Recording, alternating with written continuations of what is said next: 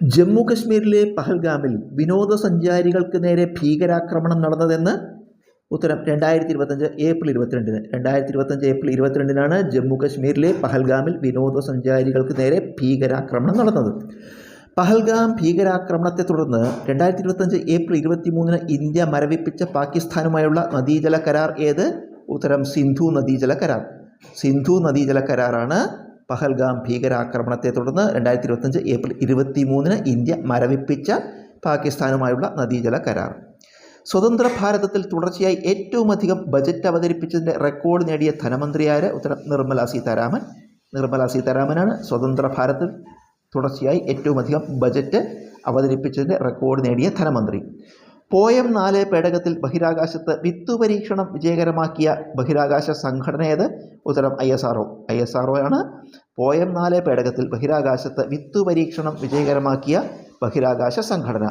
Sriharikota Satheesh Dhawan space സെൻറ്ററിൽ നിന്ന് 100ാം ദൗത്യം വിക്ഷേപിച്ചതെന്ന്? ഉത്തരം 2025 ജനുവരി 29-നാണ്. വിക്ഷേപിച്ച ഉപഗ്രഹത്തിൻ്റെ പേര് NVS-02. 2025 ജനുവരി 29-നാണ് ശ്രീഹരിക്കോട്ട സതീഷ് ധവാൻ സ്പേസ് സെൻറ്ററിൽ നിന്ന് 100ാം ദൗത്യം വിക്ഷേപിച്ചത്. വിക്ഷേപിച്ച ഉപഗ്രഹം NVS-02. GSTയിൽ നിന്ന് ഒഴിവാക്കിയ നികുതി സ്ലാബുകൾ ഏവ? ഉത്തരം 12%, 28%. 12%, 28% എന്നിവയാണ് GSTയിൽ നിന്ന് ഒഴിവാക്കിയ നികുതി സ്ലാബുകൾ.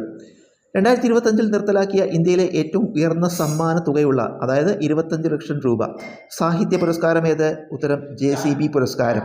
2025 നിർത്തലാക്കിയ ഇന്ത്യയിലെ ഏറ്റവും ഉയർന്ന സമ്മാനത്തുക 25 ലക്ഷം രൂപയാണ്. സാഹിത്യ പുരസ്കാരം JCB പുരസ്കാരമാണ്. 2025 സെപ്റ്റംബറിലെ കണക്കുകൾ പ്രകാരം ഇന്ത്യയിലെ ആകെ റാംസർ സൈറ്റുകളുടെ എണ്ണം എത്ര? ഉത്തരം 93. 2025 സെപ്റ്റംബറിലെ കണക്കുകൾ പ്രകാരം ഇന്ത്യയിലെ ആകെ റാംസർ സൈറ്റുകളുടെ എണ്ണം 93ആണ്. 2025 യുനെസ്കോയുടെ അമൂല്യമായ സാംസ്കാരിക പൈതൃകങ്ങളുടെ പട്ടികയിൽ ഇടം നേടിയ ഉത്സവം ഏത്? ഉത്തരം ദീപാവലിയാണ്. 2025 യുനെസ്കോയുടെ അമൂല്യമായ സാംസ്കാരിക പൈതൃകങ്ങളുടെ പട്ടികയിൽ ഇടം നേടിയ ഉത്സവം. ജൈവ വൈവിധ്യ പൈതൃക കേന്ദ്രമായി പ്രഖ്യാപിക്കപ്പെട്ട ഏലത്തൂർ തടാകം ഏത് സംസ്ഥാനത്ത്? ഉത്തരം തമിഴ്നാട്ടിലാണ് ജൈവ വൈവിധ്യ പൈതൃക കേന്ദ്രമായി പ്രഖ്യാപിക്കപ്പെട്ട ഏലത്തൂർ തടാകം. കോഴിക്കോട് ജില്ലയുടെ ഔദ്യോഗിക പുഷ്പം ഏത്? ഉത്തരം അതിരാണിയാണ് കോഴിക്കോട് ജില്ലയുടെ ഔദ്യോഗിക പുഷ്പം.